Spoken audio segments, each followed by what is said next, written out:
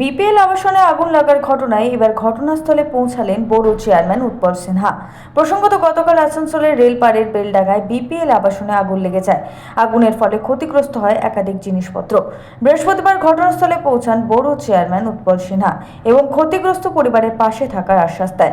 তিনি জানান, প্রশাসনের তরফে ত্রাণ সামগ্রী, খাবার ও অস্থায়ী আশ্রয়ের ব্যবস্থা দ্রুত করা হবে।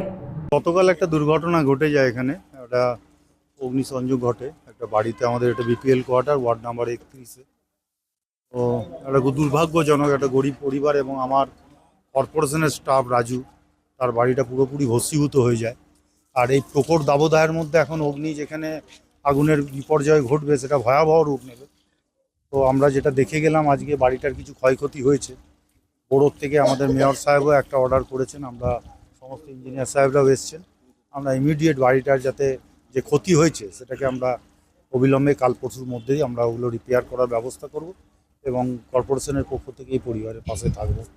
अभी तो हाल फिलहाल उनका जो घर का परिस्थिति है, जो फट गया है, छत का जो ये हुआ है, जान मान का जो नुकसान हुआ है वो तो है ही, बहुत सारा उन लोग का क्षति हुआ है। ये हाल फिलहाल उनका घर का हम लोग रिपेयर करेंगे। घर का खाना, जो परिवार है, जो हम लोग का परिवार सदस्य है, उन लोग को खाने पीने का असुविधा ना हो वो देखना है। बाकी सब भी देखना है साथ। সঞ্জয় যাদব, 99 নিউজ বাংলা, আসানসোল।